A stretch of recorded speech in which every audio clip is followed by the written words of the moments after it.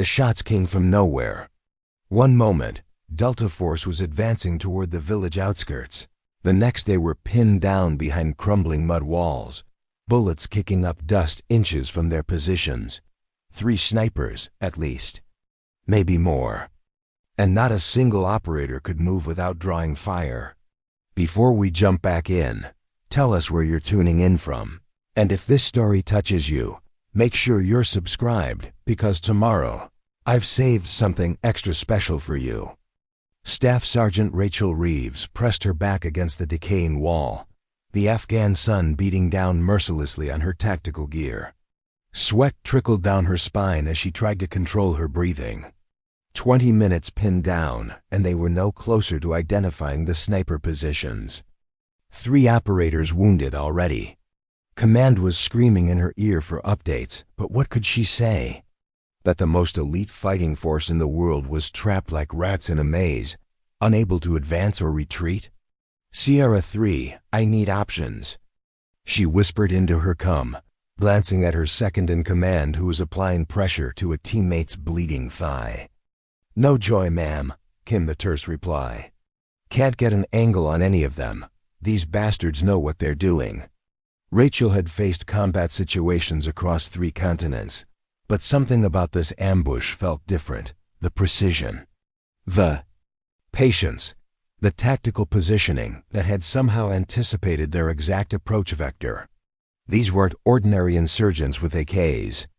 This was something else entirely. Command, this is Dagger Actual, she reported, wincing as another bullet slammed into the wall inches above her helmet. We are taking precision fire from multiple elevated positions. 3 wounded, stable but immobile. Request immediate air support. The reply came back crackling through static. Negative, Dagger. Sandstorm approaching from the south. No air assets available for minimum 4 hours. You're on your own. Rachel closed her eyes briefly, feeling the weight of command pressing down harder than her 30 pounds of gear. 8 operators under her care, 3 already bleeding, all of them exposed if they tried to move. The nearest reinforcements were 20 miles away. Too far, too late. Preparing and narrating this story took us a lot of time, so if you are enjoying it, subscribe to our channel. It means a lot to us. Now back to the story. All right, listen up, she said, gathering the remaining uninjured operators closer. We need to identify those sniper positions. Jenkins, I need you to. The first shot rang out different from the others. Not the sharp crack of the enemy rifles they'd been hearing, but something deeper, more resonant. Like distant thunder, then another, and another. 3 shots, perfectly spaced, each followed by an eerie silence. Rachel frowned, exchanging puzzled glances with her team.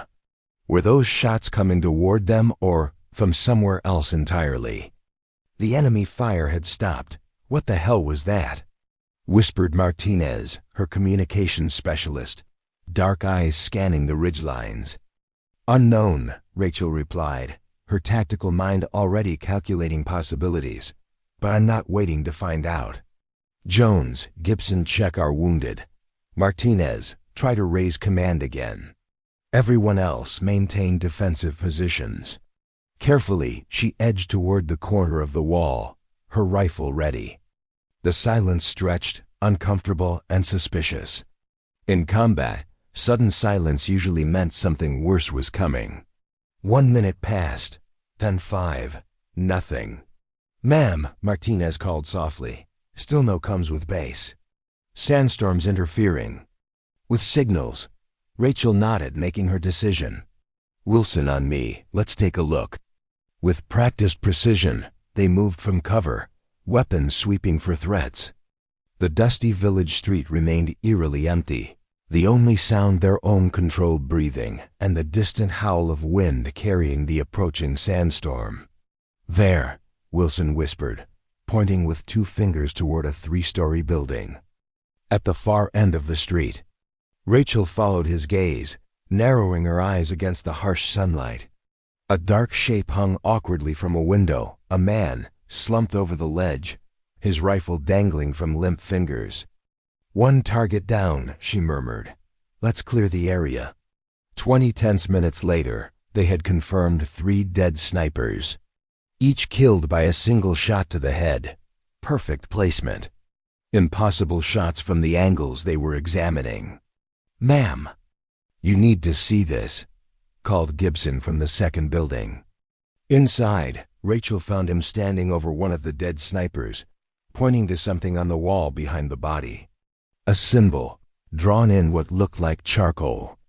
A simple outline of a wolf's head. Same marking was in the other buildings, Gibson sighed quietly. "Whoever took these guys out wanted us to know they were here." Rachel stared at the symbol, a chill running down her spine despite the desert heat. "Any theories?" Gibson shook his head. "Ghost stories, ma'am. Some operators have been talking about a phantom sniper operating independently in this region, taking out high-value targets, saving pinned-down units. Always leaves that mark." "You believe in ghosts, Gibson?" "No, ma'am. But I believe someone just saved our asses from over a mile away with 3 impossible shots." Back at base camp that evening, the sandstorm howling outside the temporary structures, Rachel sat alone in the command tent, writing her after-action report. "How exactly did you document being saved by a ghost?" Official channels would want reconnaissance, intelligence, explanations. They would want to know who their guardian angel was and whether they were friend or foe. Her thoughts were interrupted by Colonel Harrington entering the tent, shaking sand from his uniform. "Quite a day you had, Staff Sergeant," he said, taking the seat across from her. "Your team is lucky to be alive." "Yes, sir." "Very lucky." Harrington studied her face. "Your report mentioned a third-party intervention?" 3 snipers. 3 shots, sir. Someone was watching our approach. Someone with skills beyond anything I've seen. And this symbol?" He tapped the crude sketch she'd included in her report. Rachel hesitated. "The men are calling our savior the Phantom Sniper, sir. Apparently, there have been other incidents." Harrington's expression remained neutral, but something flickered in his eyes. "This stays classified, Reeves. Above your pay grade. Sir, with all due respect, if we have an independent operator out there, that will be all, Staff Sergeant." His tone left no room for discussion. As he left, Rachel couldn't shake the feeling that Harrington knew more than he was saying. Why the secrecy? If they had an ally out there, shouldn't they be coordinating? Later that night, unable to sleep, Rachel found Martinez sitting alone by the communications equipment. "Any luck breaking through that storm interference?" she asked. Martinez glanced around before lowering her voice. "The storm's not blocking all our comms, ma'am. Just certain frequencies. Someone's selectively jamming us." Rachel felt her pulse quicken. "Since when?" "Since right before we got pinned down today." The pieces began falling into place in Rachel's mind. The perfectly anticipated ambush, the selective jamming, the precision rescue that arrived just when they needed. "At most, Martinez, I need you to do something off the books. Find me everything you can about this Phantom Sniper. Personnel records, mission reports, anything with that Wolf symbol." "That's against protocol, ma'am." "So is leaving your team to die when you could have prevented it," Rachel replied, her voice hardening. "Something bigger is happening here, and I don't think Colonel Harrington is planning to fill us in." 2 days later, Martinez slipped a flash drive into Rachel's hand during equipment check. "What you're looking for isn't in any official records," he whispered. "But I found something in the encrypted personnel archives. A redacted file on a sniper who went missing in action 3 years ago. Specialist Vanessa Mitchell. Her call sign was Wolf." That night, Rachel reviewed the heavily censored file. Most details were blacked out, but what remained painted a disturbing picture.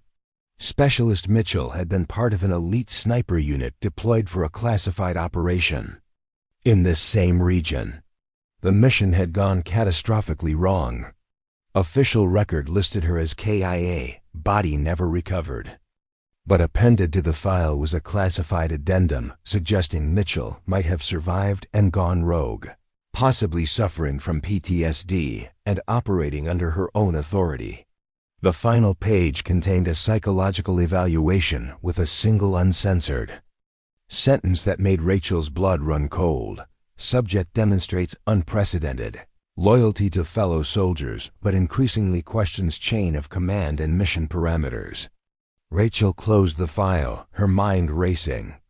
A ghost sniper, officially dead, but somehow still operating in hostile territory for 3 years, selectively choosing which American units to save. Why? And how had she survived alone for so long? More importantly, why was command keeping her? Existence classified. If Mitchell was alive, why not extract her? The answers came sooner than expected. The next morning, their unit received new orders: track down and eliminate a high-value target operating in the eastern mountains. The briefing included minimal details, just coordinates, and a warning that the target was extremely dangerous. It wasn't until they were already en route that Rachel realized the coordinates would take them to remote territory near where Mitchell's unit had allegedly been lost. "This isn't a coincidence," she told Martinez as their convoy rumbled across the desert. "They're sending us after her." "Why now?" Martinez asked. "If she's been out there for 3 years?" "Because she saved us," Rachel replied grimly. She revealed her position. The realization hit her like a physical blow. Their unit wasn't being sent on a mission. They were being used as bait. Command knew Mitchell wouldn't fire on American soldiers. They were counting on her protective instincts.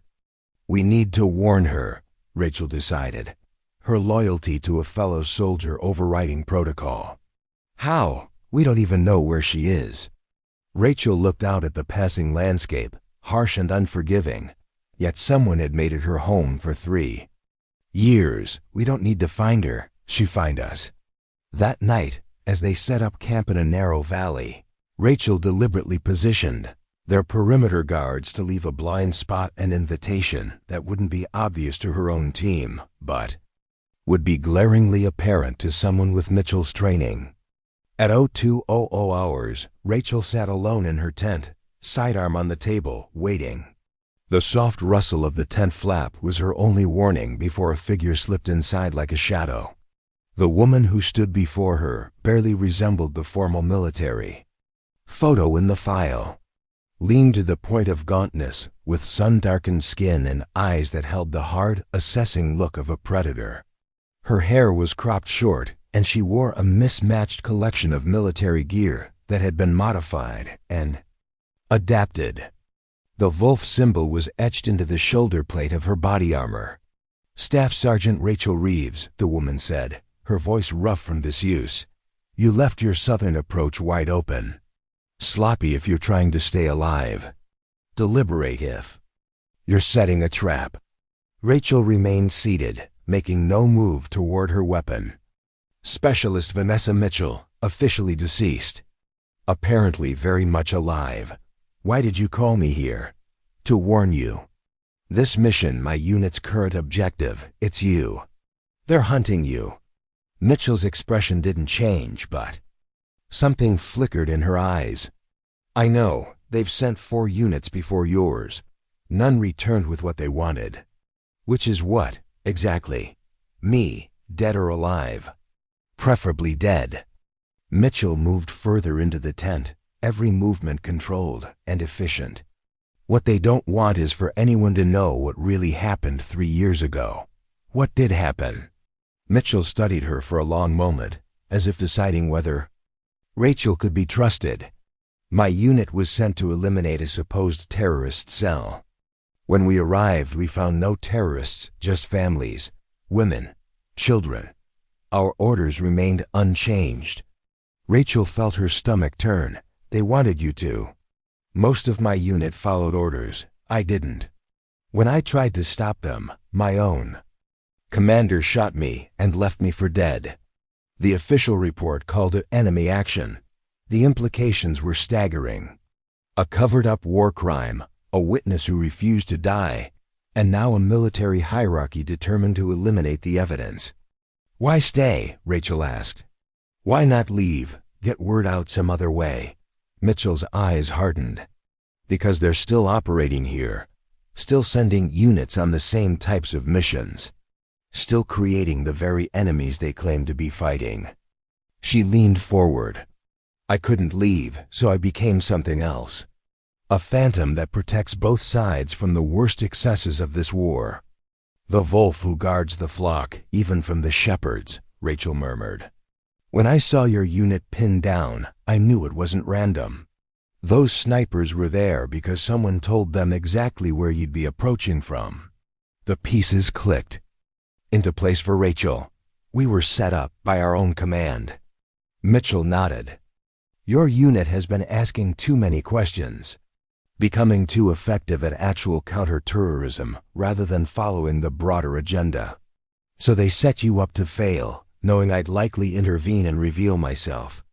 And now they've sent us to hunt you down," Rachel finished, the betrayal bitter in her mouth.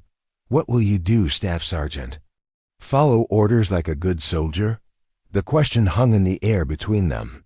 Everything in Rachel's training told her to complete her mission, to trust the chain of command. But her instincts, the same ones that had kept her alive through 3 combat tours, were screaming that Mitchell was telling the truth. "I need proof," she said finally. "Something I can take back, something that will expose this." Mitchell reached into a pocket and withdrew a small data drive. Helmet cam footage from that day. Coordinates of other operations like it. Communications logs. Enough to expose everything, if you can get it to the right people. As Rachel reached for it, Mitchell pulled back slightly. "Be certain, Reeves, once you take this, there's no going back. They'll come for you too." Rachel met her gaze steadily. "I didn't join Delta to be a puppet. I joined to protect people." Mitchell placed the drive in her hand, their fingers briefly touching, a moment of human connection in a dehumanizing war. "What happens now?" Rachel asked. "You have 12 hours before your command expects a progress report. Use them to review that evidence and decide where you stand." Mitchell moved toward the tent entrance. "If you choose to continue your mission, come alone to the coordinates embedded in that drive. We'll settle this one way or another. And if I choose differently—" Mitchell paused, looking back with the faintest hint of what might have been hope. "Then maybe the phantom gets to stop being a ghost. Maybe we both get to finish this war the right way." After she had gone, Rachel sat motionless, the data drive heavy in her palm. Ahead lay impossible choices and dangerous paths. Behind lay the comfort of following orders and the safety of willful ignorance. Dawn was still hours away, but for Rachel Reeves, a new day had already begun, one that would define not just her military career, but who she was at her core. The ghost sniper had given her a shot at redemption. The question was whether she had the courage to take it. The data drive in Rachel's hand felt impossibly heavy as she sat alone in her tent, the desert night pressing in around her. Outside, her team slept, unaware that their mission had just been turned inside out.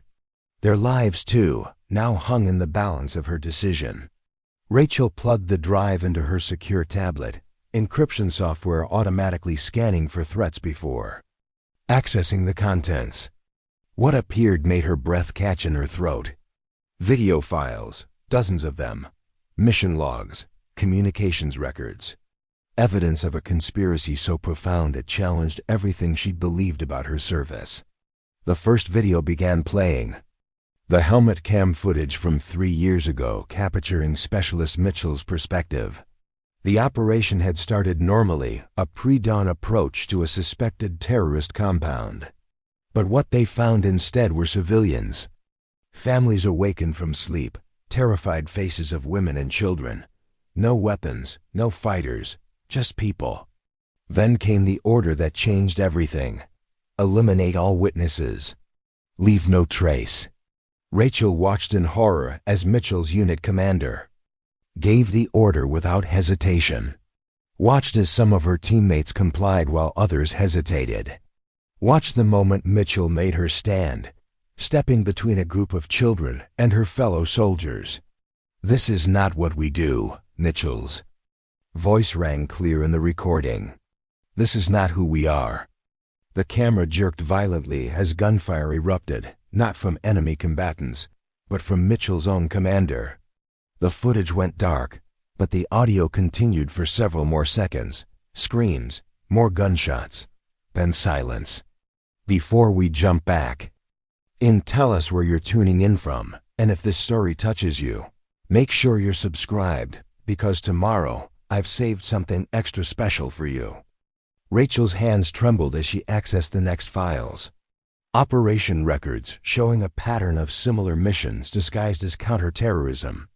Intelligence reports deliberately falsified to justify strikes against civilian targets. Communications between high-ranking officers discussing the need to control resources in certain regions: oil, minerals, opium, under the guise of fighting terrorism. Most damning of all was a memo outlining Operation Clean Sweep, a systematic effort to eliminate any potential witnesses or whistleblowers, including American personnel who might question their orders. Mitchell's name appeared on a list of compromised assets to be neutralized. Now Rachel's unit had been assigned to complete that task. As the night wore on, Rachel dug deeper, finding records of other units that had been deliberately sacrificed, sent into ambushes or impossible situations when they began asking too many questions. Her own recent mission, where they'd been pinned down by snipers, was listed as Phase 1, Exposure Operation, with her unit designated as expendable if necessary. The betrayal cut deeper than any physical wound she'd ever suffered. She'd given everything to this mission, to her country, had believed in what they were doing. Now she discovered it had all been built on lies. Preparing and narrating this story took us a lot of time, so if you are enjoying it, subscribe to our channel. It means a lot to us. Now back to the story. Dawn was approaching when Rachel finally powered down the tablet. Her decision had crystallized. During those dark hours, there was only one path forward that she could live with. She moved silently through the camp, waking only her most trusted team members, Martinez, Gibson, and Wilson. One by one, she showed them enough evidence to make them understand without overwhelming them with the full truth. "So what's the play, boss?" Martinez asked when they had all seen enough, her voice tight with controlled anger. "We have 2 missions now," Rachel replied. "First, we need to get this evidence to someone who can use it, someone outside the military chain of command. And second," Gibson prompted, "we extract Mitchell. She's the key witness who can verify everything. Without her testimony, this could all be dismissed as doctored footage." Wilson, always the pragmatist, frowned. "The rest of the team, where do they stand?" It was the question Rachel had been dreading. "I don't know. We can't risk telling everyone. One person who disagrees could alert command." "So we're going rogue," Martinez stated. Not a question, but an acceptance. Rachel met each of their eyes. "I'm going rogue. This is my decision. Anyone who comes with me is risking their career at minimum, possibly much worse. I won't order you to follow me." The 3 exchanged glances before Gibson spoke. "With all due respect, ma'am, that's bullshit. We're a team. If the mission's corrupt, we fix it together." For the first time in days, Rachel felt something like hope. "Command expects a check-in at 0800, she said. "We need to be long gone by then. Grab only essential gear. We move in 20 minutes. The desert dawn painted the mountains in shades of gold and amber as the 4 operators slipped away from their camp, taking a route that wouldn't appear on any of their official tracking systems. Rachel had left a cryptic message for the remaining team members, instructing them to stand down and await further orders, buying time before an alarm was raised. The coordinates Mitchell had provided led them deep into territory marked as hostile on their maps. Yet as they traveled, Rachel began to notice something unusual. The villages they passed showed none of the anti-American sentiment they'd been briefed to expect. Children waved cautiously. Elders nodded in solemn acknowledgement rather than turning away in fear or hatred. "Is it just me?" Martinez whispered, as they paused to check their bearings. "Or are we getting a very different reception than intelligence predicted?" "Mitchell's been operating here for 3 years," Rachel replied. "I think she's been building relationships we know nothing about." They reached the rendezvous point by midday, a weathered structure built into the side of a cliff, almost invisible unless you knew exactly where to look. From this vantage point, they could see for miles in every direction. A perfect sniper's nest. Mitchell was waiting for them, her rifle resting casually across her knees. "I see you brought friends," she observed, eyeing the 3 operators accompanying Rachel. "Bold choice. They've seen the evidence. They're with us." Mitchell's expression remained neutral, but her posture relaxed slightly. "Your command will have noticed you're missing by now. They'll send another team." "Then we don't have much time," Rachel said. "We need to get you and that evidence somewhere safe." A bitter smile touched Mitchell's lips. "Safe? There's nowhere in Afghanistan safe from them. The moment we try to leave the country, they'll have us. So what's your plan?" Gibson asked. Mitchell gestured for them to follow her deeper into the structure. Inside, they found not just a hideout, but an operations center that rivaled their own command post. Maps covered the walls, marked with positions of both coalition forces and local groups. Communications equipment, much of it modified, hummed quietly in one corner. 3 years, Mitchell explained, seeing their surprise. "I've had time to build something here." "Build what, exactly?" Wilson asked, his hand never straying far from his weapon. "A network. People who know the truth and want the same thing I do, an end to this shadow war that's destroying their country and corrupting ours." She tapped one of the maps. "These villages? They don't harbor terrorists. They harbor me. Because I've spent 3 years protecting them from both sides of this conflict." Rachel studied the maps, recognition dawning. "The Wolf markings. You're not just eliminating threats to our forces. You're protecting civilians from illegal operations." Mitchell nodded. "I can't stop all of it. But I've disrupted enough that certain commanders have become desperate to eliminate me." "Including Colonel Harrington," Rachel said, the pieces falling into place. "Especially Harrington. He's the field coordinator for the entire resource acquisition program. Very lucrative position if you're willing to sell your soul." Rachel laid out her own developing plan. "We need to get the evidence and your testimony to someone who can act on it. Someone outside the direct chain of command." "I've tried," Mitchell replied, frustration evident in her voice. 3 times I've sent packages of evidence with trusted contacts. Each time, they disappeared before reaching their destination." "Then we need someone higher profile," Martinez suggested. "Someone they can't make disappear without questions being asked." Gibson snapped his fingers. "The congressional delegation. There's an oversight committee visiting Bagram next week. Senator Whitaker chairs the Armed Services Committee." "Too risky," Mitchell countered. "Base security will be locked down tight. We'd never get close." Rachel considered the problem from all angles, her tactical mind working through scenarios. "We don't need to get close. We just need to get their attention in a way that can't be ignored or covered up." A plan began to form, audacious, dangerous, but with just enough chance of success to be worth the risk. They would need to create a public situation that forced acknowledgement, something too visible to be swept under the rug. Something that would guarantee Mitchell's evidence reached the right hands. As they refined the details, an alarm on Mitchell's communications equipment suddenly blared to life. "Proximity alert," she explained, moving quickly to check a monitor. I have motion sensors placed throughout the valley approaches. The screen showed thermal images of a large force moving methodically toward their position. At least 20 operators in tactical formation. That was fast, Wilson muttered. They must have been on standby. Or they've been tracking us all along, Rachel realized with sudden clarity. The tablet I viewed the files on it must have had hidden monitoring software. Mitchell's expression hardened. We have 15 minutes before they reach our position. Not enough time to evacuate. Then we stand and fight? Gibson asked, checking his weapon. Against our own people? Martinez shook her head. That's not why I signed up. Rachel made her decision. We split up. Mitchell and I will take the evidence and find another route out.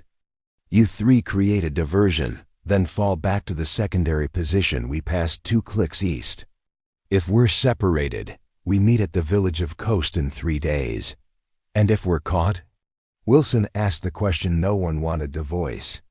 Deny everything, Rachel instructed. Say I went rogue and you were trying to bring me in. They'll believe that more readily than the truth. As the others prepared to move out, Mitchell pulled Rachel aside. You're risking everything for a mission that might be impossible. I thought impossible missions were Delta's specialty, Rachel replied with grim humor. Why? Mitchell pressed. You barely know me. This isn't your fight. Rachel thought about the evidence she'd seen, the betrayal of everything she'd sworn to uphold. 3 days ago, someone I'd never met took 3 impossible shots to save my team when my own command had set us up to die. Seems like the least I can do is return the favor. They moved out swiftly, Martinez, Gibson, and Wilson heading west. To draw attention while Rachel and Mitchell disappeared into a hidden tunnel system that ran beneath the cliffside structure. The local villagers built these centuries ago, Mitchell explained as they navigated the narrow passages. Invading armies have come and gone, but the people who live here always find a way to survive. The tunnel emptied into a ravine a half-mile from the hideout. By the time they emerged, they could hear gunfire in the distance. The diversion had begun. Your team is good, Mitchell observed as they moved swiftly across the difficult terrain. They're making it sound convincing without actually hitting anyone. Rachel felt a surge of pride mixed with concern for her people. Let's make sure their risk counts for something. They traveled through the day and into the night, avoiding main routes and known patrol areas. Mitchell moved with the confidence of someone who had mapped every inch of this territory, leading them through passages that appeared impassable until you knew this secret path. During a brief rest in the shadow of a rock formation, Rachel studied her unlikely ally. 3 years alone out here. Most people would have broken. Mitchell checked her rifle before replying. Who says I didn't? The woman who dropped into Afghanistan with her unit died the day they tried to make her a murderer. What emerged was something else. The Phantom. A flicker of emotion crossed Mitchell's face. At first, I just wanted to survive. Then I wanted revenge. It took time to find a purpose beyond that. And did you? Find purpose? Mitchell gazed out at the moonlit landscape. I found that one person can't win a war, but they can draw lines that shouldn't be crossed.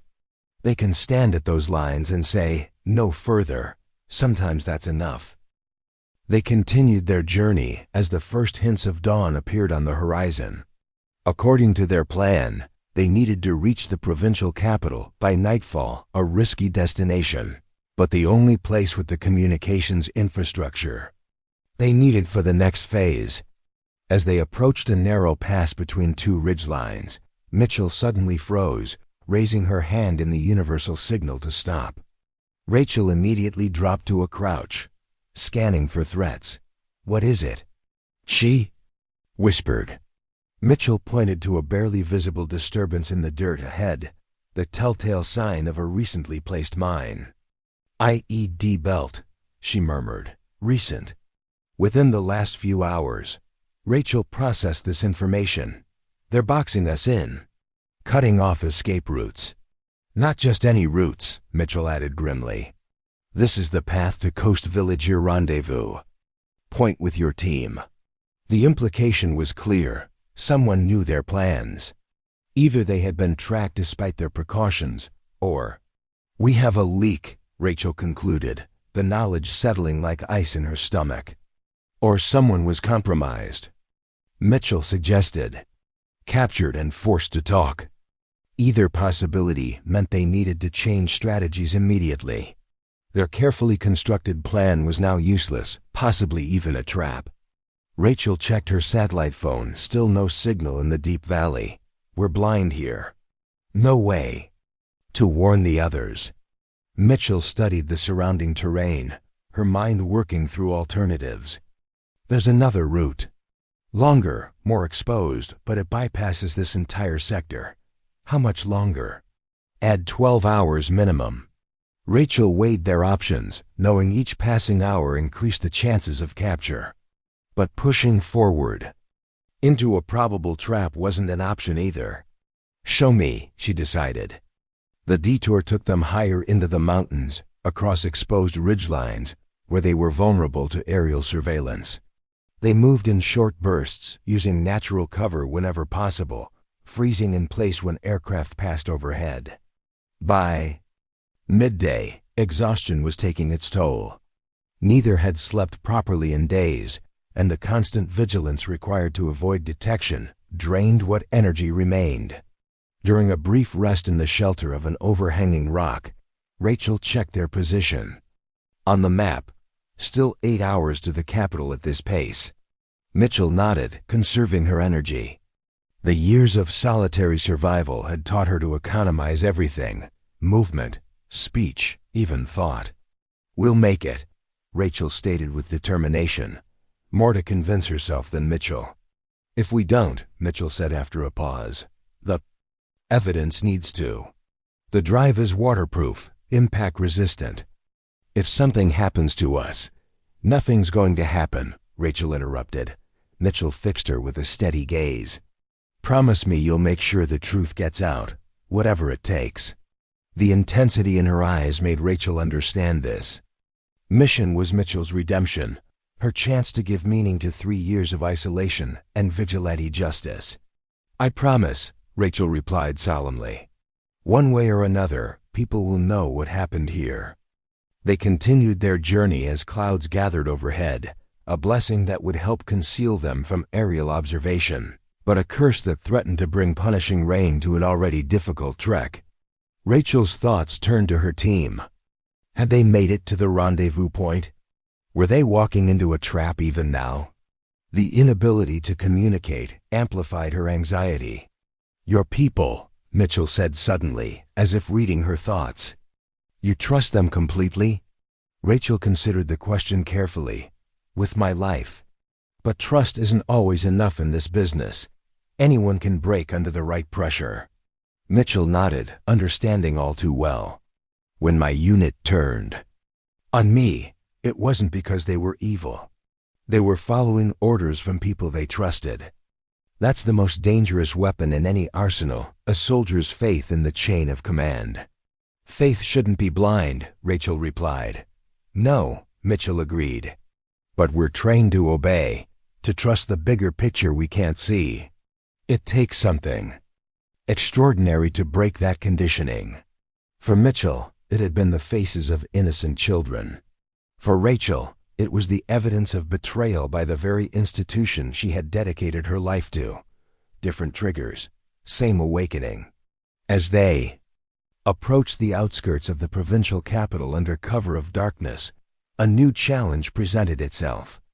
Military checkpoints had been established on every access road, not the usual security measures, but enhanced positions with thermal imaging equipment and additional personnel. They've locked down the entire city, Mitchell observed from there. Concealed position on a hillside overlooking the main approach. Someone's taking no chances. Rachel studied the checkpoint through her scope, noting the elite unit insignia. Those aren't regular army. That's Task Force Phoenix Black Ops counterintelligence. They report directly to the top. Your evidence has them scared, Mitchell said, a grim satisfaction in her voice. "Scared enough to bring in their best." "Hunters," Rachel added. "We need another way in." Mitchell considered for a moment, before pointing to a culvert system that ran beneath the outermost checkpoint. "Drainage system.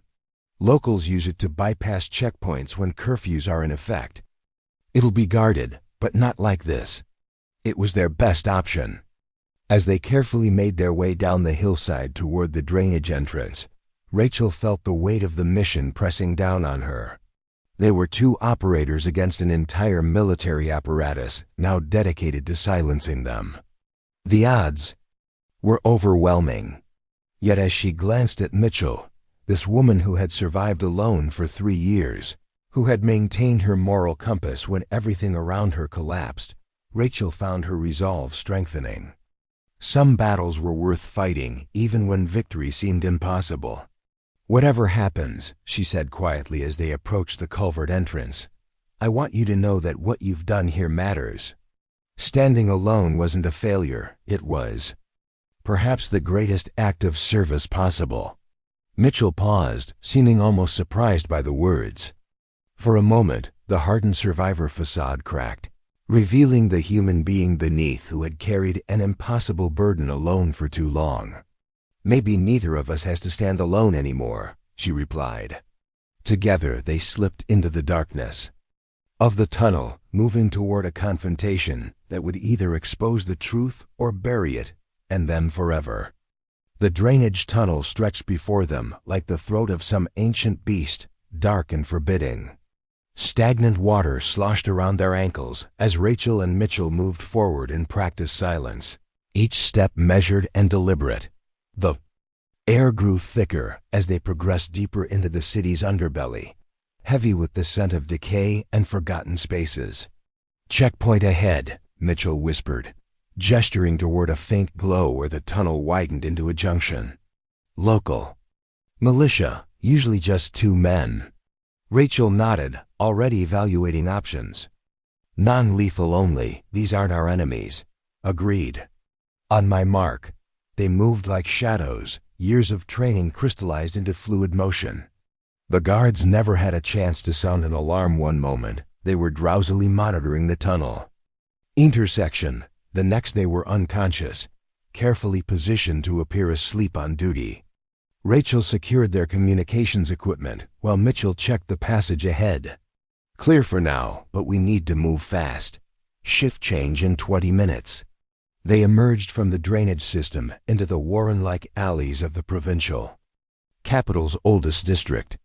Here, ancient mud brick buildings pressed together so tightly that the narrow passages between them remained in perpetual twilight. The perfect urban terrain for those who wished to move unseen. Mitchell navigated the labyrinth with the confidence of someone who had mapped every twist and turn.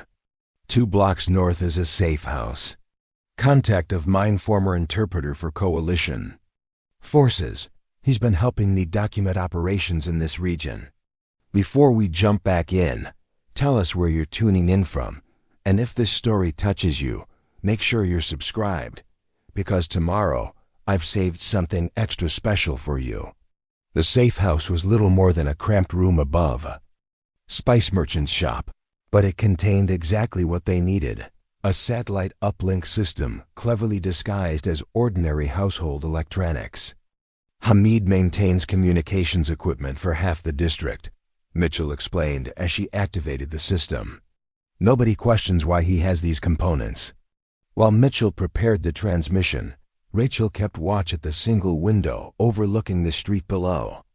The city was unnaturally quiet, the usual bustle of evening commerce replaced by an eerie stillness punctuated by military vehicles patrolling the main thoroughfares. "They've established a curfew," she observed. "Clearing the battle space." Mitchell nodded grimly.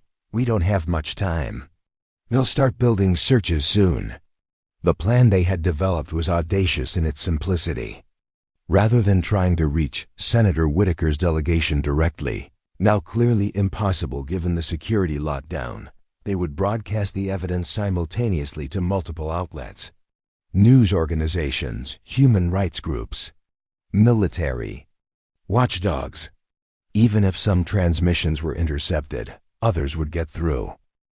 Uplink established, Mitchell announced, fingers flying across a makeshift keyboard. Encryption protocols active.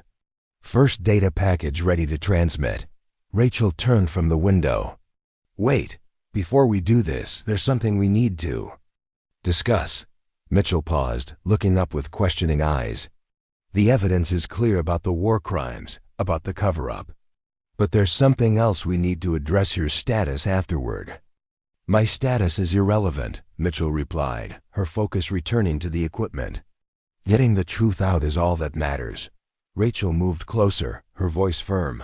It's not irrelevant. Once this goes public, you'll be painted either as a hero or a traitor, depending on who controls the narrative. We need to establish your protection now. Protection? Mitchell gave a bitter laugh. I've been dead for 3 years, Reeves. I don't exist to protect. That changes tonight. You're about to resurrect in the most public way possible.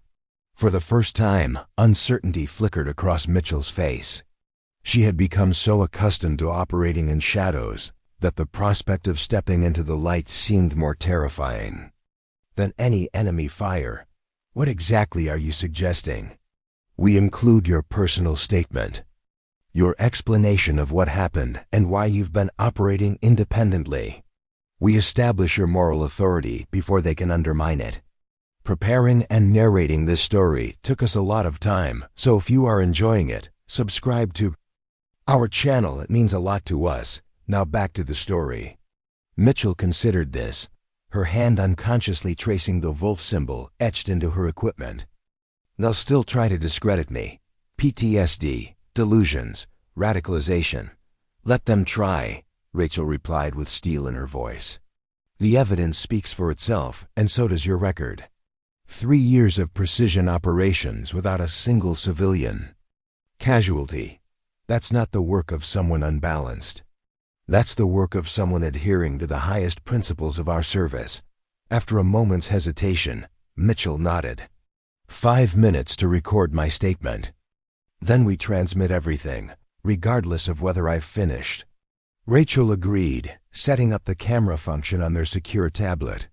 As Mitchell gathered her thoughts, Rachel scanned the street again, her instincts prickling with unease. The patrols were becoming more frequent, more methodical. Ready, Mitchell said finally. Rachel positioned the tablet and gave her the signal to begin. Mitchell's voice, rough from years of minimal human contact, grew stronger as she spoke. My name is Specialist Vanessa Mitchell, U.S. Army, assigned to Special Operations Task Force Omega. On April 17, 2022, I was declared killed in action in Kandahar province. That report was falsified.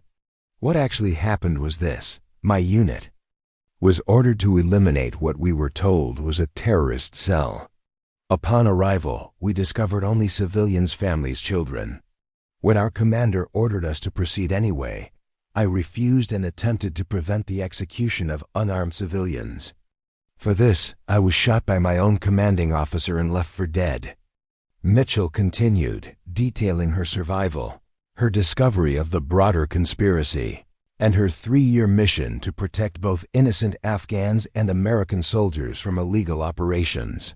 Her words were precise, clinical almost, but the moral conviction behind them was unmistakable.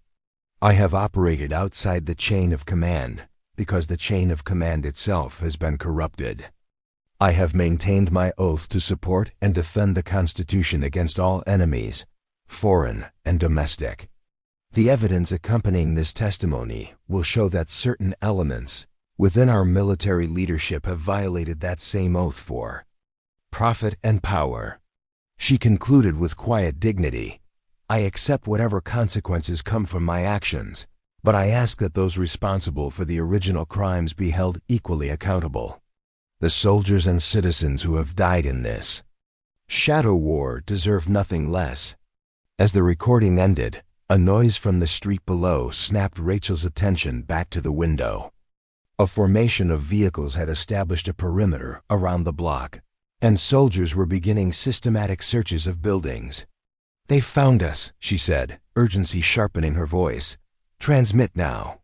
Mitchell initiated the broadcast. Sequence, data packets routing through multiple encrypted channels to dozens of recipients worldwide. The progress bar crawled across the screen with excruciating slowness. "How much longer?" Rachel asked, checking her weapon. 3 minutes. For full transmission. But the primary evidence is already gone. It's the video files that take time. Rachel made a rapid tactical assessment. They'll reach this building in less than 2 minutes. We need to create a diversion. Buy time for the transmission to complete. Without waiting for a response, she moved to the door. "I'll draw them away. You stay with the equipment until transmission is complete. Then extract via the route we discussed." Mitchell rose to her feet. "That's suicide, Reeves. There are at least 20 operators down there. I don't plan to engage them directly. Just create confusion, split their forces." Rachel checked her remaining ammunition and gear. Classic deception operations. Mitchell's eyes narrowed. "You're not coming back, are you? You're sacrificing yourself for the mission." Rachel met her gaze steadily. "The mission is to get the truth out. One person can still make it happen. 2 people trying to escape together doubles the risk of failure." "Unacceptable," Mitchell said flatly. "We move together or not at all." "This isn't a democracy, specialist," Rachel replied, falling back on rank out of habit. A hint of the old soldier flickered in Mitchell's stance. "With all due respect, Staff Sergeant, I've been operating independently for 3 years. I don't take orders anymore. I make tactical assessments. And tactically, splitting up right now is flawed." Before Rachel could argue further, Mitchell pointed to the transmission screen. 67% complete. "We have maybe 90 seconds before they reach this position. Instead of one of us creating a diversion, we use this." She pulled a small device from her equipment, pack a remote detonator. "There's a cache of smoke grenades and flashbangs in an abandoned vehicle 3 blocks south. Standard diversion package I've prepared for emergencies. We trigger it remotely, then both extract through the northern route while they investigate." Rachel assessed the plan in seconds and nodded. "Do it." Mitchell activated the detonator. Moments later, the distant thump of multiple detonations broke the night silence, followed by the wail of alarms and the screech of tires as vehicles redirected toward the disturbance. "Transmission at 82%, Mitchell reported. "They've taken the bait, but it won't hold them long." Rachel moved back to the window, confirming that most of the forces had indeed redirected toward the explosions. "We have a window. Maybe 2 minutes before they realize it's a diversion. 91%.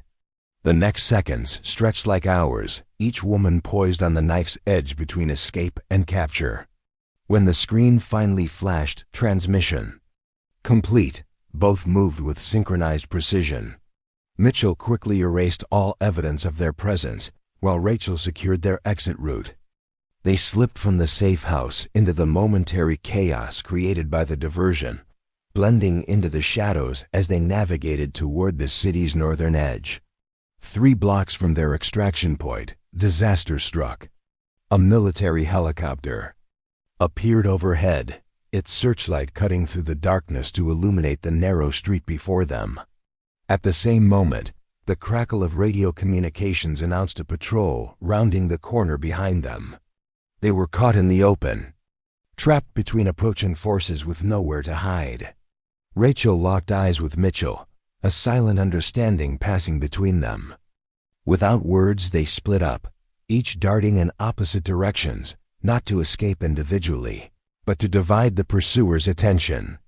Rachel sprinted down an alleyway, deliberately making enough noise to draw attention. Behind her, she heard shouts and the pounding of boots as soldiers gave chase. The plan was working. They were following her, giving Mitchell a chance to escape with the original evidence drive. She led her pursuers on a weaving path through the city's maze-like streets, using every trick she'd learned in urban warfare training. Doubling back, creating false trails, using vertical spaces to break line of sight. All the while, a single thought sustained her. The truth was out. No matter what happened to her now, the evidence had been transmitted. The mission was accomplished. After 10 minutes of evasion, Rachel found herself cornered in a dead-end alley, the sound of approaching soldiers echoing from multiple directions. She quickly assessed her options. Surrender was unacceptable. She knew too much about the operation. Fighting would only end one way against these odds. That left only one choice. Holstering her sidearm, she began to climb the rough wall of the building beside her, finding handholds in the ancient brickwork. 20 feet up, she reached a narrow ledge that ran along the building's facade. If she could follow it to the adjoining structure, she might still escape. She was halfway across when the searchlight found her, its harsh beam freezing her in. Placed like an insect pinned to a board. U.S. military. Stay where you are. The amplified voice boomed from the helicopter hovering just yards away. Rachel remained motionless, calculating distances and angles, knowing her options were vanishing. By the second. Then, impossibly, the searchlight exploded in a shower of sparks, plunging the scene back into darkness. A fraction of a second later, the distinctive crack of a sniper rifle echoed across the rooftops. The phantom had returned. Using the momentary confusion, Rachel continued her traverse, reaching the adjacent building as the helicopter veered away, its pilot temporarily blinded by the loss of the searchlight. More shots rang out from somewhere in the darkness, precision fire that disabled equipment, but carefully avoided personnel. Communications arrays, vehicle tires, power transformers. One by one, the tactical advantages of the pursuit forces were being systematically eliminated. Rachel used the chaos to make her way to higher ground, eventually reaching a rooftop position where she could orient herself.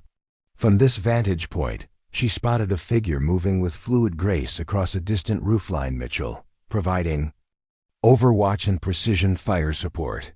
They had separated only to come together again, each protecting the other in their own way. It was the essence of what made elite units function: absolute trust that your teammate would be there when needed. Most. Using hand signals visible only to someone with night vision equipment, Rachel communicated her extraction route.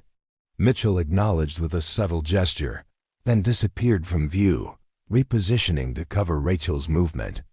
For the next hour, they engaged in a deadly game of cat and mouse with their pursuers, communicating through brief visual contact and pre-established signals. Mitchell's knowledge of the city's layout proved invaluable, allowing them to stay one step ahead of the tightening net. By dawn, they had reached the city's northern outskirts, where the urban sprawl gave way to rugged hill country. Here, the terrain would favor them, two highly trained operators against conventional forces in an environment that punished standard military tactics. As they paused to rehydrate in the shelter of a rocky outcropping, Rachel checked her satellite phone. The signal was weak, but enough to access secure channels. "Let's see if our transmission got through," she said, navigating to news monitoring sites. Mitchell watched anxiously as Rachel scrolled through the feeds, her expression gradually shifting from tension to disbelief. "It's everywhere," Rachel whispered. "Every major news outlet. Congressional inquiries already being announced. Military leadership issuing statements." She handed the device to Mitchell, who stared at the screen in silence. After 3 years of isolation, of being the lone voice in the wilderness, the world was finally hearing her truth. The main headline read, "War Crimes Exposed. Delta Force Whistleblowers Reveal Illegal Operations." Beneath it was Mitchell's official military photograph, alongside details of her supposed death and the revelation of her 3-year mission to document and prevent further atrocities. "They're calling you a hero," Rachel said softly. Mitchell's expression remained guarded. "And you? What are they saying about Staff Sergeant Rachel Reeves?" Rachel scrolled further, finding her own name. Delta Force commander joins whistleblower, validates claims. Not a traitor, then at least not in the public narrative. We did it, Rachel said, allowing herself to feel the first glimmer of victory. The truth is out. The truth is out. Mitchell repeated, as if testing whether the words could possibly be real. But the fight isn't over. They'll try to contain this to limit the damage. Let them try, Rachel replied with newfound conviction. The world is watching now. Their moment of triumph was interrupted by the distant sound of helicopter rotors, not the standard military transports they'd been evading, but something different, lighter, faster. Rachel checked the satellite feed again, understanding dawning as she read the latest update. Congressional response team deployed to secure whistleblowers. Senator Whitaker has ordered direct extraction, bypassing military chain of command. Mitchell looked skeptical. Could be a trap. Maybe, Rachel acknowledged. But Whitaker has built her entire career on military oversight and accountability. If anyone has the motivation to protect us, it's her. As the helicopter approached their position, they maintained cover, watching carefully for any sign of deception. The aircraft that finally settled onto a flat area nearby bore civilian markings and congressional identification. When Senator Eleanor Whitaker herself stepped out, accompanied by only 2 staff members and no military personnel, Rachel made her decision. I'm going to make contact, she told Mitchell. You maintain overwatch. If anything seems off, disappear, get back to your network. We've done our part. The evidence is public now. Mitchell nodded, positioning herself with a clear line of sight to the helicopter and its occupants. Rachel approached cautiously, her hands visible, her stance non-threatening. Senator Whitaker, a former military prosecutor known for her uncompromising pursuit of accountability, watched her approach with an expression of profound respect. Staff Sergeant Reeves, she said when Rachel was within speaking distance. America owes you and Specialist Mitchell a debt that can never be repaid. Senator, Rachel acknowledged cautiously. How can I be sure this isn't another attempt to silence us? Whitaker's expression hardened. Because I've spent my career fighting the very corruption you've exposed. Because I lost my son to an enemy action 3 years ago that I now suspect was part of the same illegal operations. And because I've just bypassed the entire military chain of command to come find you myself, risking my career and possibly my freedom. She held out a tablet displaying a live news broadcast footage of military police taking Colonel Harrington into custody. The headline scrolling beneath. Task Force Commander arrested on war crimes charges. It's already happening, Whitaker continued. Your evidence was irrefutable. Multiple officers have been detained pending investigation. The President has ordered a complete review of all special operations in this region. Rachel studied the senator's face, finding only sincerity and determination. She turned toward Mitchell's hidden position and gave the all-clear signal. Moments later, Mitchell emerged from cover, approaching with the caution of someone who had learned to trust nothing and no one. Her eyes constantly scanned for threats, her body language that of a predator evaluating potential danger. Specialist Mitchell, Whitaker greeted her with profound respect. I believe the term hero is used too casually in our culture, but in your case, it may be inadequate. Mitchell remained silent, decades of military discipline warring with years of necessary paranoia.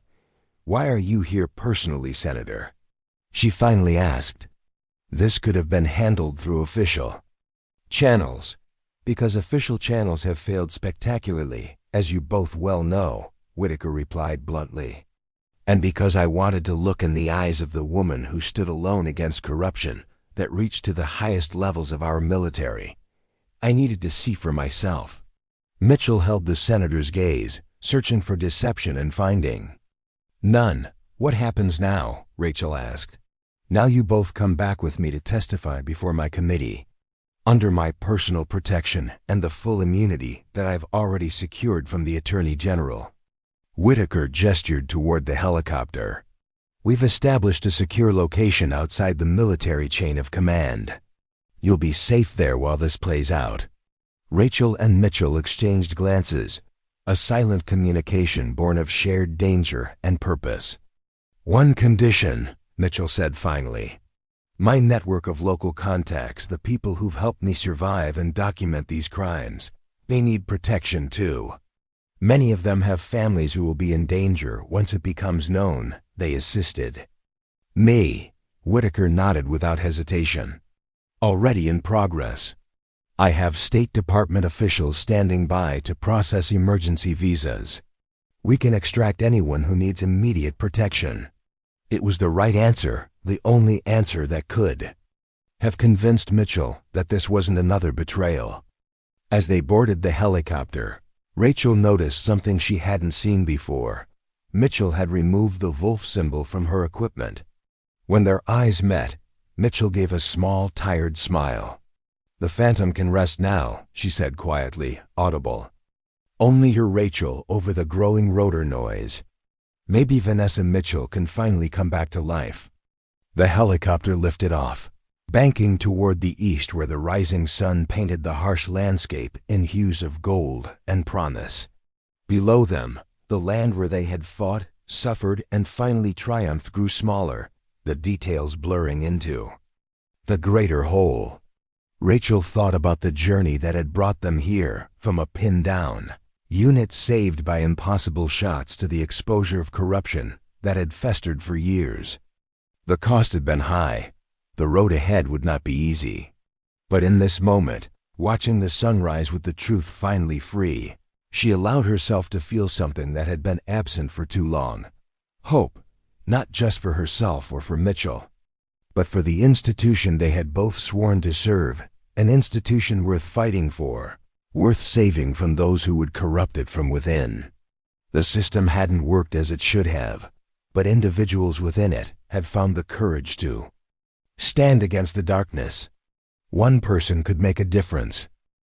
Two people could change the world. And sometimes, the most important battles were the ones fought not against external enemies, but against the corruption that threatened from within, the slow compromise of principles, the gradual acceptance of what should never be acceptable. As the helicopter carried them toward accountability and justice, Rachel made a silent vow. This would not be the end of her service, but a new beginning. A recommitment to the ideals that had led her to join in the first place. A promise to honor what Mitchell had sacrificed so much to protect.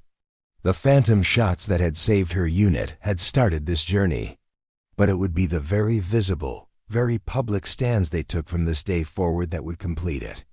The glare of camera lights felt more oppressive than Afghan summer heat. Rachel stood rigidly at attention outside the Senate Armed Services Committee hearing room, her dress uniform immaculate, medals precisely aligned. 7 weeks had passed since their helicopter extraction, yet sometimes it felt like 7 minutes. The memory still razor-sharp, the wounds still fresh. "You ready for this?" Senator Whitaker approached, her expression sympathetic but resolute. "As ready as I'll ever be, ma'am," Rachel replied, though uncertainty churned beneath her composed exterior. Today marked the culmination of the most extensive military corruption investigation in decades. Rachel had already provided over 40 hours of closed-door testimony, but this would be different.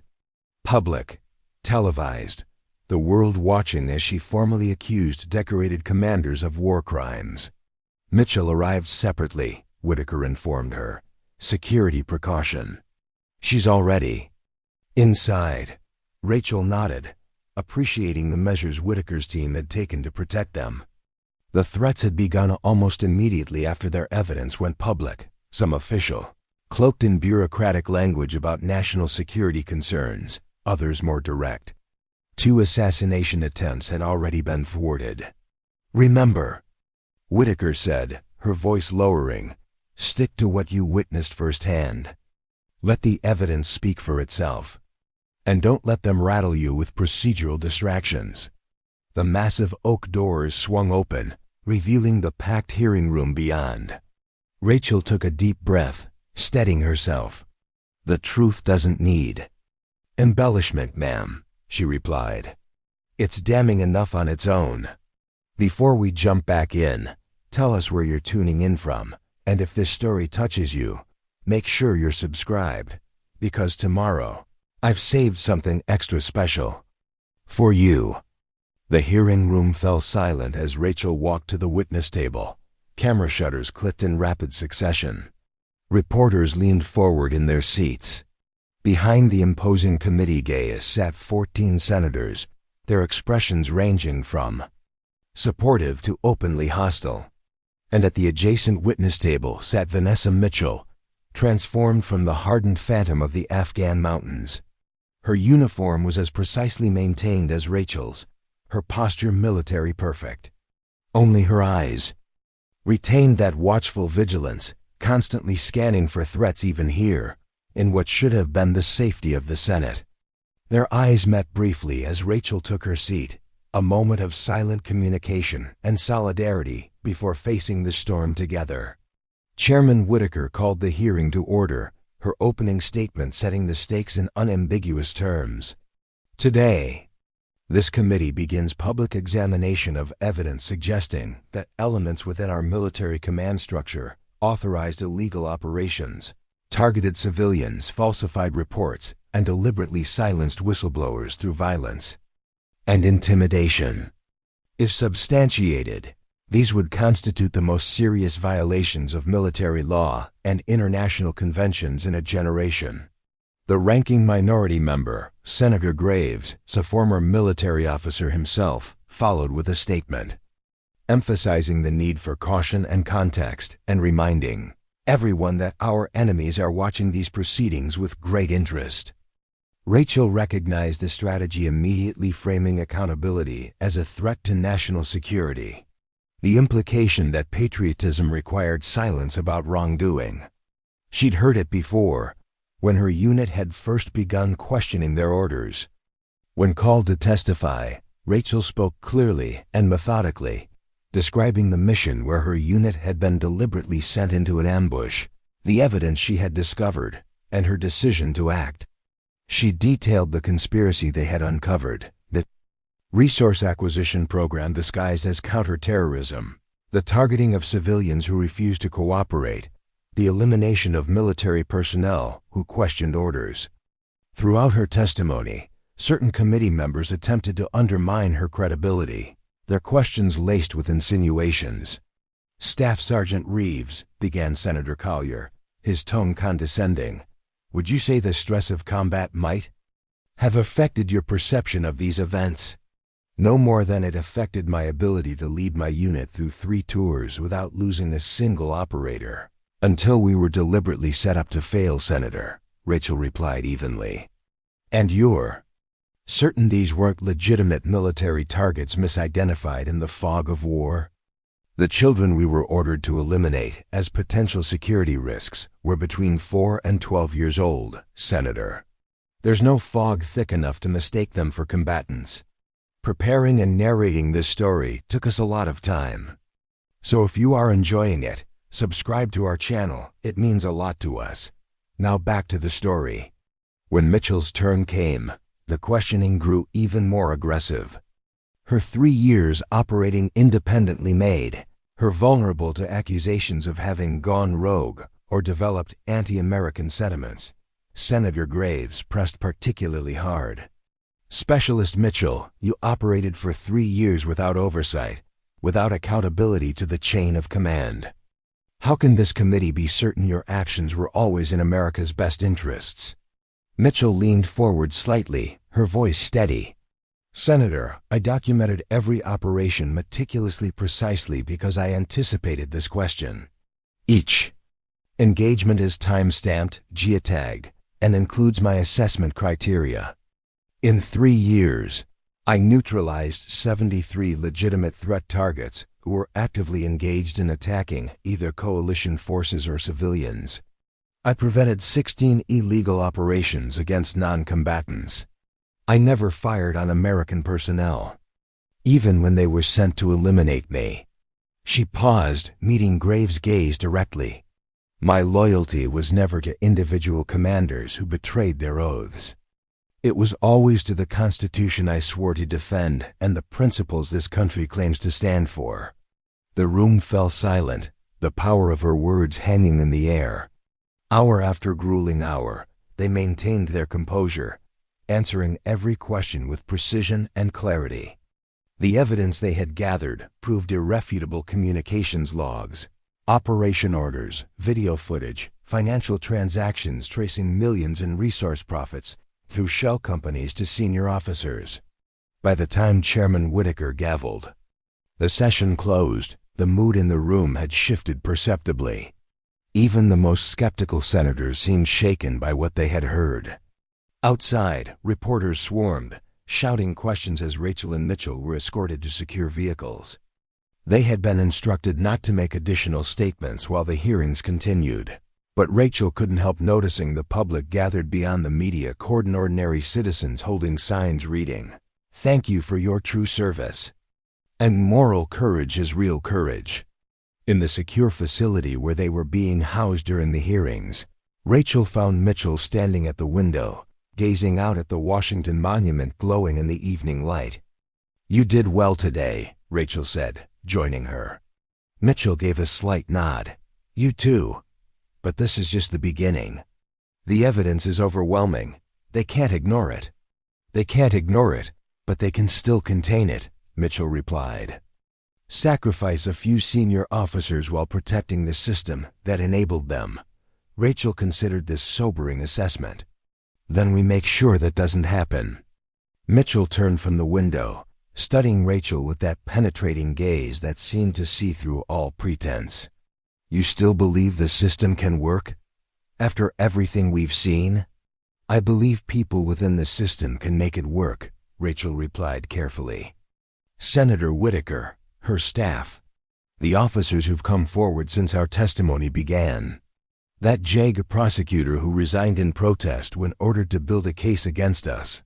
A hint of a smile touched Mitchell's lips, still a rare occurrence. "You always were the optimist. And you were the realist who kept us alive," Rachel acknowledged. "We need both perspectives going forward." The next morning brought unexpected news. Overnight, 3 more military whistleblowers had come forward with corroborating evidence from different theaters of operation. The conspiracy, it seemed, extended beyond Afghanistan. "It's happening," Senator Whitaker told them during their morning briefing. "Your testimony has cracked the dam. Others are finding their courage." Mitchell received the news with cautious hope. "How high does it go?" "We've already identified 2 generals and a deputy secretary of defense implicated in the documentation you provided," Whitaker replied. "But there's more. The investigation has uncovered similar operations in 3 other countries, all following the same playbook." Rachel absorbed this information, feeling both vindicated and disturbed by the scope of the corruption. What happens next? "The Secretary of Defense has requested to testify," Whitaker said, her expression grave. "Either to get ahead of this, or to attempt damage control. Either way, it's unprecedented." As the hearings continued over the following days, public interest intensified. What had begun as a seemingly isolated incident had expanded into a systemic failure of oversight and accountability. Military forums filled with discussions from active duty personnel questioning their own deployments. Veterans groups organized rallies supporting the whistleblowers. Through it all, Rachel and Mitchell remained the calm center of the storm, their testimony unwavering despite increasingly desperate attempts to discredit them. When digitally manipulated photos appeared showing Mitchell with terrorist leaders, Whitaker's technical team traced the forgeries directly to a private military contractor with ties to the implicated commanders. Each attack only strengthened their credibility. Each desperate attempt to silence them only amplified their message. On the 5th day of hearings, they arrived to find the witness list had been amended. Added at the last minute was a name that caused Mitchell to freeze mid-stride. Captain Marcus Fuller, her former unit commander, the man who had shot her and left her for dead 3 years ago. "This is a trap," Mitchell said quietly, her entire body tense. "They're bringing him to contradict everything I've testified to." Rachel placed a steadying hand on Mitchell's arm. "Or Whitaker is bringing him to face you directly. To answer for what he did under oath." The answer came moments later when they entered the hearing room. Fuller sat already at the witness table, his once commanding presence diminished by confinement. He had been transported from military prison, where he'd been held since the evidence of his actions had first emerged. When Mitchell took her seat, Fuller wouldn't meet her eyes. Chairman Whitaker opened the session with uncharacteristic emotion in her voice. "Today, this committee will hear testimony from Captain Marcus Fuller regarding the events of April 17th, 2022, in Kandahar Province, and his direct role in the attempted murder of Specialist Vanessa Mitchell following her refusal to participate in the execution of civilians." Fuller's testimony began with a clinical recitation of his military record, his voice mechanical, almost detached. But as he reached the events in question, something changed. A crack in the facade, a tremor in his hand as he reached for water. "We received the operations order 3 days prior," he stated. "Eliminate a terrorist cell operating from a village in Kandahar. Standard language, nothing unusual. Except for the addendum. Ensure no witnesses." He paused, seemingly struggling.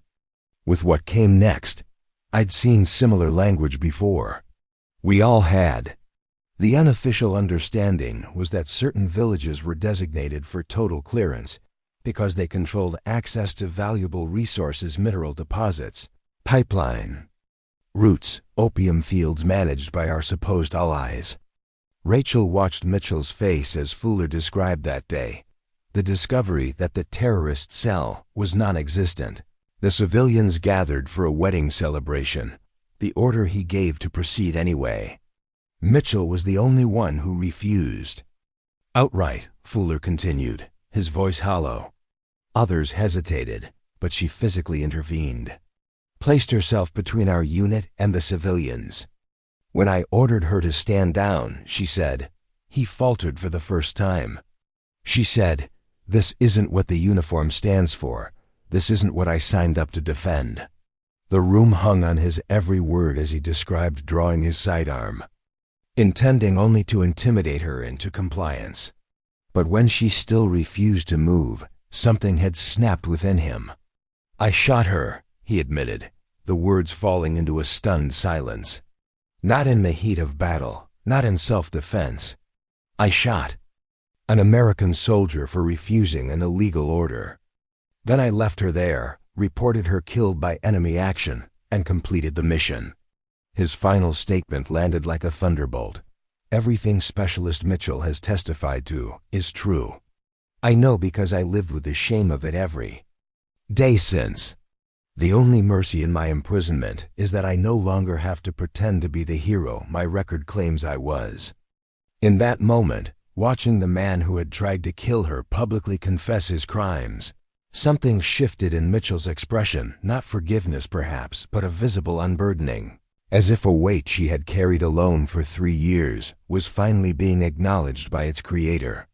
The remainder of Fuller's testimony provided the final pieces of the conspiracy, the command structure that had authorized these operations, the financial incentives offered to participating officers, the systematic elimination of anyone who threatened to expose the truth. When the session ended, Rachel found Mitchell standing alone in a quiet corridor, her expression distant. "You okay?" Rachel asked softly. Mitchell considered the question carefully. "I spent 3 years with one purpose, making sure the truth about that day came out. Now it has." She looked almost surprised. "I never actually planned for what Comey's after." "That's the thing about missions," Rachel replied. "Once you complete one, there's always another waiting." "What's your next mission, Reeves?" Rachel had been pondering this same question since their return. "Reform," she said simply. "Using what we've learned to make sure this never happens." Again, Whitaker has asked me to consult on new oversight protocols for special operations. Mitchell nodded thoughtfully. Sounds important. What about you? A long pause followed. I don't know, Mitchell admitted finally. I'm not sure who Vanessa Mitchell is anymore without the Phantom. Rachel understood completely. After defining yourself by a mission for so long, who were you when that mission ended? The answer began to take shape the following week when Senator Whitaker approached them with an unexpected proposal. The Armed Services Committee is establishing a new independent oversight unit, she explained. Personnel with combat experience who can deploy to verify operational compliance with laws of war. They'll have authority to report directly to Congress, bypassing the chain of command when necessary. Rachel immediately grasped the significance. A watchdog unit within the military, but not controlled by it. Exactly, Whitaker confirmed. And I want you both to help build it. Mitchell, who had remained characteristically quiet, finally spoke. Why us? Because you've already proven you'll stand for what's right, even when it costs you everything. Whitaker replied. That's exactly the quality this unit needs at its foundation. The offer represented something neither had dared hope for, a chance to transform their painful experiences into systemic change, to create the accountability they had risked their lives to establish. 3 months later, as summer faded into autumn, the Accountability and Oversight Task Force conducted its first deployment, a small team led by newly promoted Captain Rachel Reeves and Operations Specialist Vanessa Mitchell, investigating reports of irregular operations near the Iranian border. They moved with the same precision they had developed during their escape from Afghanistan, but now they operated in the open, their authority established by congressional mandate and presidential order. The reforms sparked by their whistleblowing had already begun transforming military culture, creating protected channels for reporting illegal orders, and establishing civilian review boards for special operations. On their final evening in country, they stood watching the sunset from a forward operating base, the mountains silhouetted against the darkening sky. Do you miss it? Rachel asked suddenly. Being the Phantom? Mitchell considered the question, her expression thoughtful. Sometimes, the clarity of it, operating on my own terms. She paused, but this is better.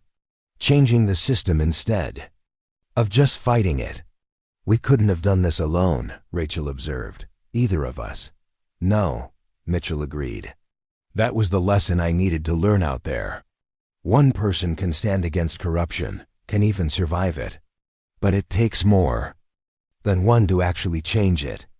Rachel thought about how far they had come from a pinned-down unit, saved by impossible shots, to architects of military reform. The journey had nearly cost them everything, but what they had gained in return was immeasurable. You know what? I realized, she said. Those shots you took that day, saving my unit, they weren't just about eliminating threats. They were about possibilities. Mitchell raised an eyebrow questioningly. Each one created the possibility for something better, Rachel explained. The possibility that the system could be held accountable, that moral courage still matters, that one person's stand can become many. A rare smile crossed Mitchell's face. Poetic, Reeves, but not inaccurate. As darkness fell, they prepared to return to base, their work far from finished but their path now clear. The Phantom sniper had emerged from the shadows, and in doing so, had helped bring an entire system into the light. Together they had proven that the most powerful weapon in any arsenal wasn't a rifle or a drone or even a nuclear warhead. It was the courage to stand for what was right, especially when standing alone, and the wisdom to recognize when others stood with you. The shots that had saved Delta Force that day had echoed far beyond the mountains of Afghanistan. They had reverberated through the halls of power, through the conscience of a nation, through the lives of countless soldiers who would now serve in a military more worthy of their sacrifice. Some battles were fought with bullets, others with truth. Both required the same unwavering courage and commitment to something larger than oneself. As they walked back toward the base, Mitchell paused, looking up at the star-filled sky above. You know what the villagers used to call me? Not phantom or ghost. They called me the conscience in the mountains. Rachel smiled, fitting. I thought I'd lost everything that day, Mitchell continued. My unit, my identity, my place in the world. She looked at Rachel.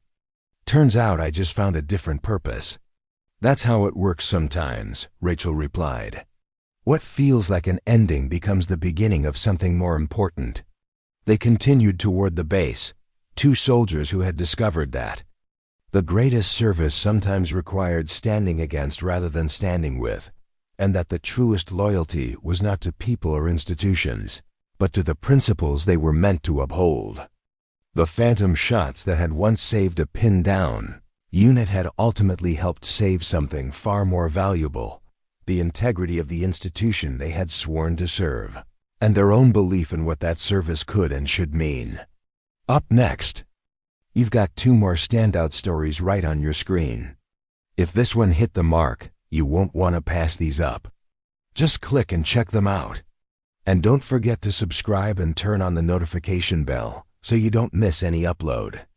From us,